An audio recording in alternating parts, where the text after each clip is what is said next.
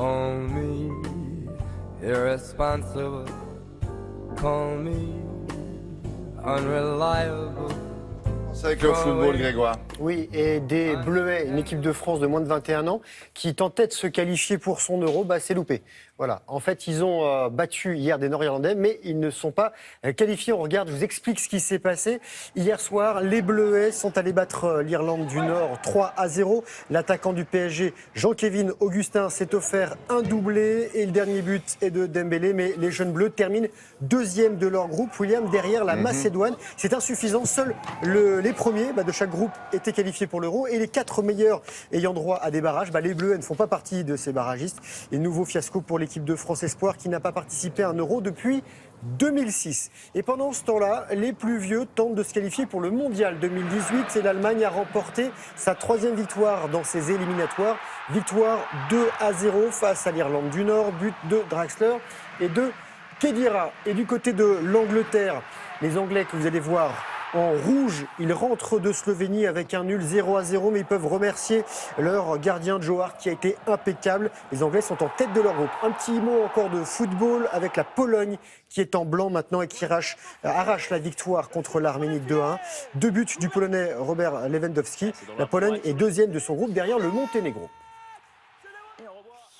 Bon, qu'est-ce qu'on a d'autre? Du tennis, ça se passe à Shanghai. C'est un Masters 1000 et oui, il y avait alors des Français. Il y en a toujours parce qu'ils ont été reçus 4 sur 5. Voilà, on regarde les Français. On va commencer par Gaël Monfils, qui lui était dispensé de premier tour car tête de série. Il se hisse sans souci en 8e de finale. Le premier Français 8e mondial après avoir battu le Sud-Africain Kevin Anderson 7-6, 6-3 au prochain tour. Il pourrait retrouver son compatriote Benoît Paire.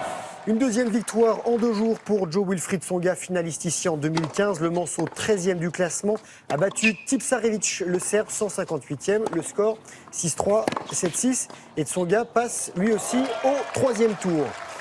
Gilles Simon, finaliste 2014, disputé le premier tour, lui, et pas de problème face à l'Espagnol Caraño. 6-0.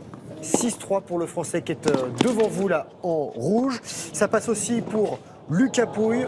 En revanche, ça bloque pour Richard Gasquet, battu par le Bulgare Dimitrov. 6-4, 6-4, et Gasquet qui est 17e, le Bulgare qui est 18e. Voilà, c'était le Français sorti du jour. Et on va rester à Shanghai pour vous montrer Novak Djokovic en action. Le retour sur le circuit, il n'avait plus joué depuis sa finale perdue à l'US Open. Il a facilement dominé l'Italien Fognini. Ah oui, 6-3, 6-3. Encore un petit mot tennis, William. Vous savez que Maria Sharapova est suspendue jusqu'en avril 2017 pour un contrôle antidopage positif. Elle a quand même rejoué, mais pour la bonne cause. La Russe, ancienne numéro 1 mondiale, a participé à un tournoi d'exhibition à Las Vegas. Alors pourquoi il y a Elton John? Parce que en fait, c'était pour sa fondation qui lutte contre le sida. Les recettes ont été versées à cette fondation. Elle a joué en double avec John McEnroe et elle a battu la paire Navratilova-Rodic. Et retour pour Sharapova sur les cours en avril prochain. C'est bien, c'est joli, C'est un sympa. cours comme ça, à C'est damier. coloré. Voilà. Oui. Faudrait Bon, proposer qu'est-ce qu'on ça a au d'autre tournoi. Des nouvelles de Tiger Woods. Vous voulez savoir ce qu'il devient, l'ex oui. numéro 1? Je vais vous en donner, avec des images archives. Ça va pas fort pour le garçon. Ah bon? L'ex numéro 1, de golf devait retrouver les greens cette semaine en Californie. Les ventes des billets du tournoi ont crevé le plafond à l'annonce de sa participation. Il a déclaré forfait. Il n'a plus joué en compétition depuis plus de 414 jours. Il est toujours fragile du dos. Il a été opéré pour la 3e fois. L'homme aux 14 titres du Grand Chelem est désormais 786e mondial. Il se donne encore 2 mois pour revenir, donc à suivre.